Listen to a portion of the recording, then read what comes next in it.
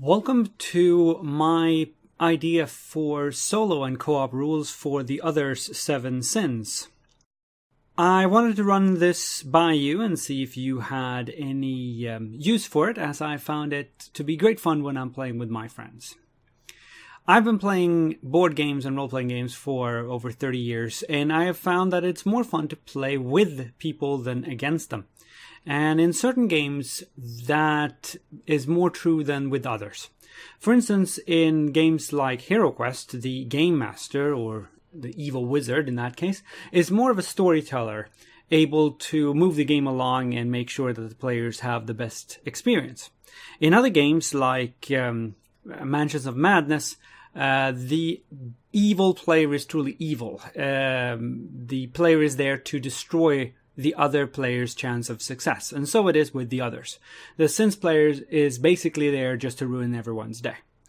I thought that this was kind of lopsided and decided to do something about it. So I've made these solo co-op rules in the hopes that they will improve your gaming experience. So what I've done is that I've removed the Sin player altogether. Everything that the Sin player now does is random. I just throw a die whenever there is spawning or placing of tokens or something like that. This, of course, makes the game easier for the hero players, as they cannot be. You can't make complex plans using a die. So you won't have the risk of someone using a big elaborate scheme to crush your heroes. However, it also makes it difficult to plan against such eventualities. You simply don't know what the Sin player, in this case a random element, will do. There are no Sin player reaction tokens anymore. I've removed those from the game, and instead I have this deck of cards. So whenever a hero acts, you draw one of these cards, and the card will specify what the Sin player or monsters or cards in general will do. There are several different effects, and I'll go through them a bit later on. And these will play out as the action is resolved. So the hero will state an action and say, for instance, move from one spot to another and then start a fight. The card is drawn, and it will be resolved normally after the action takes place, but it can also have an effect right as the action is being played. For instance, a Sin card could be played, or an Acolyte could be added to a fight. There's no Sin card, no sort of hand, no draw. They're just played off the top, and therefore I've had to change several of the cards in order for that to work. It's not very difficult, and I've done it for all the Sins by now.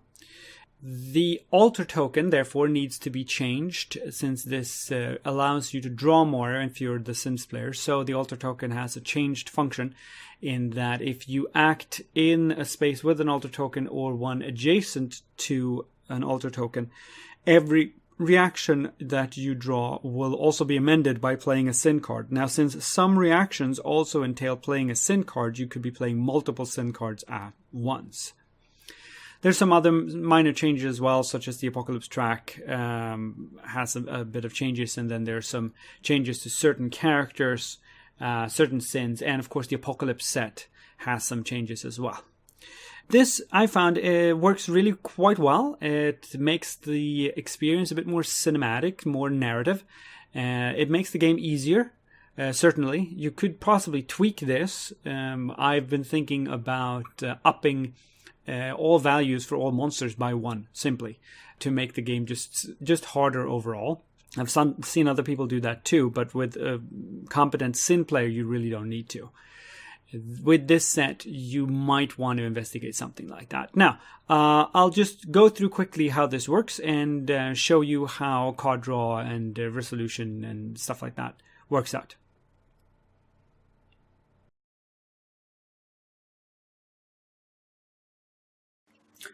So I thought I'd give you just a quick example of how this works and how this runs. So I've set up this little board. We have our 3 heroes. We have a fixer, a bruiser. We have a leader. We have, I don't need that. We have a fire set in the middle here. We have 3 abominations, 2 acolytes, and the avatar. And we also have the altar, which is here. So over here, we have our sin reaction cards. Now, sin reaction card, I'll just show you quickly. So it's basically just a card back that I made, and in the other side there's an insert. So all you have to do is print these and then just get a card sleeve, and you should be good. So then we have the sin cards, the actual sin cards for each sin. Also in little plastic pockets because I have inserts in them.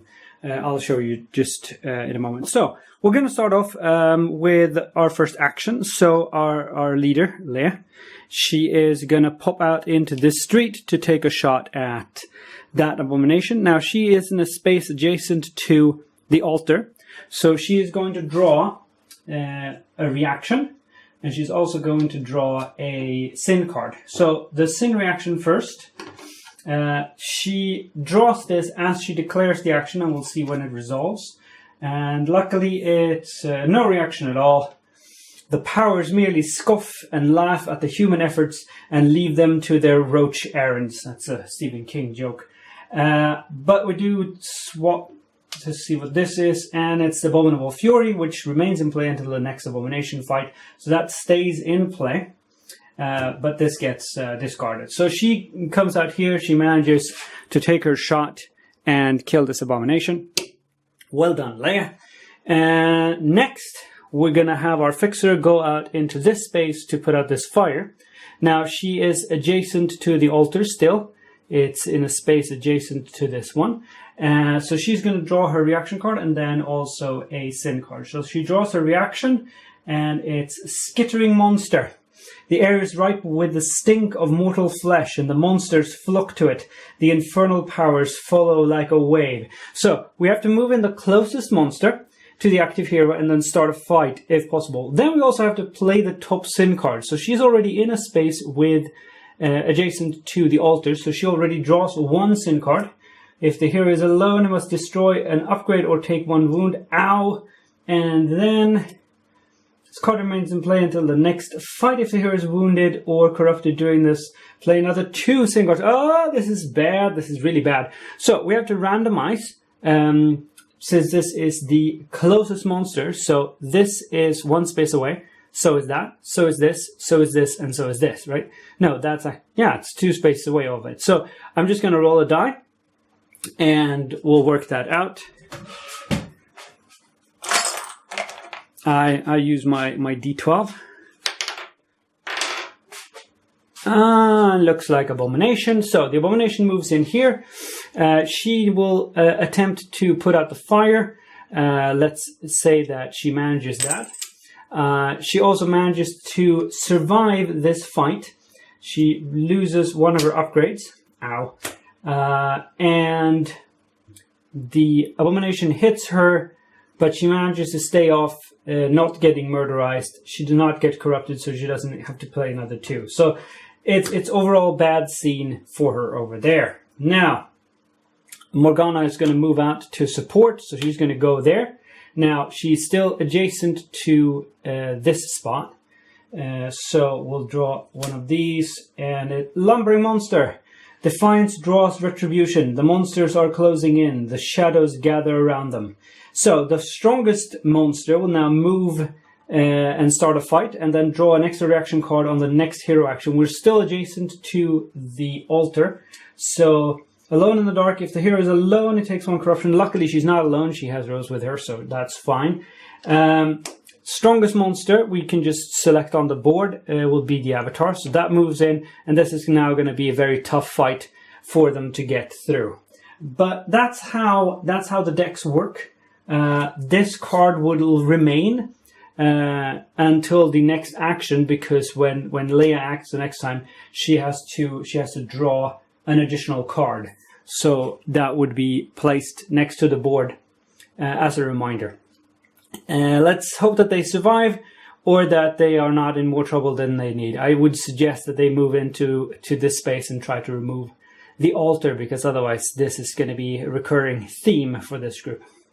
So that's how the cards work. We have small card inserts in these, and we have just card backs and printed cards for these that I made. And all of this is like I said, it's in the description, and that's how it works.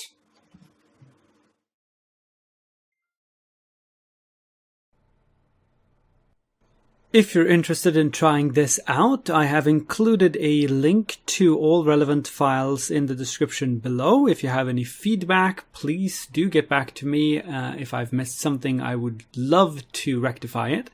And if you have any other experiences trying this out, either as solo playing rules or as co-op with your friends, do let me know. And I hope you enjoy. Take care.